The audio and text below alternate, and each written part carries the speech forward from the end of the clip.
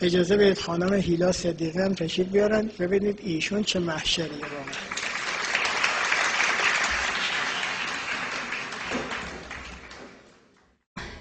یک غزل مثنوی پاییزی رو تقدیم حضورتون میکنم.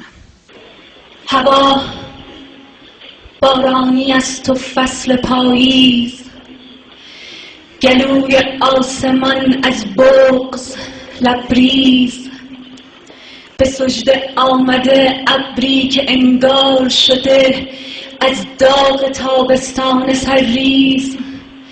هوای مدرسه، بوی الفبا، صدای زنگ اول محکم و تیز، جزای خنده های بی مجوز و شادی ها و تفریحات ناچیز برای نوجوانی های ما بود فرود خشم و تهمت های یک ریز. رسیده اول مهر و درونم پر است از لحظه های خاطر انگیز، کلاس درس خالی مانده از تو، من و گلهای پژمرده سر میز. هوا پاییزی و بارانیم من، هوا پاییزی و بارانیم من، درون خشم خود زندانیم من. چه فردای خوشی را خواب دیدیم، تمام نقشه ها بر آب دیدیم. چه دورانی، چه رؤیای عبوری، چه جستنها به دنبال ظهوری. من و تو نسل بی پرواز بودیم، من و تو نسل بی پرواز بودیم، اسیر پنجه های باز بودیم. همون بازی که با تیغ سرانگشت به پیش چشم های من تو را کشت.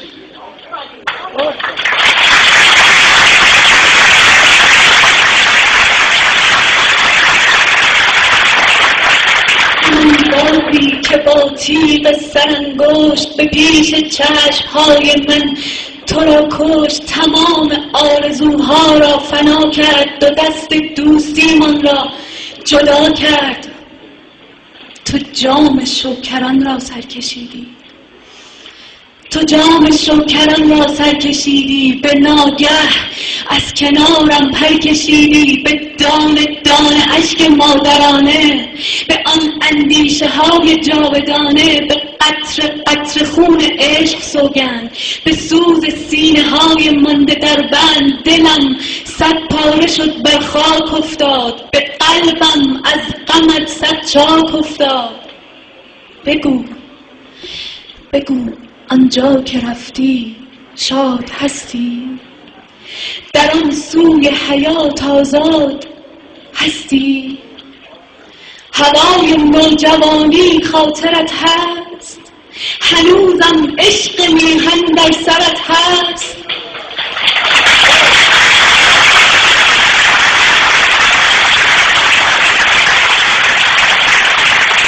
هوای نوجوانی خاطرت هست، هنوزم عشق میهن در سرت هست.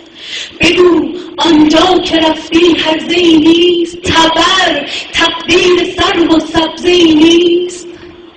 کسی دزد شعورت نیست آنجا، تجاوز به غرورت نیست آنجا.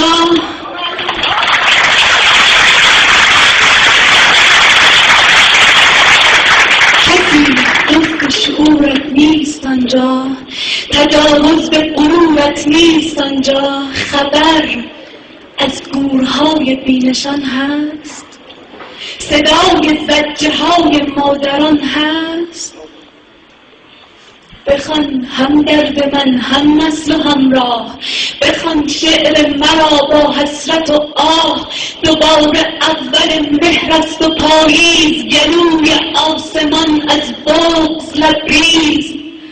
منو میزی که خالی مانده از تو، منو میزی که خالی مانده از تو و گلهایی که پژمرده سر میز.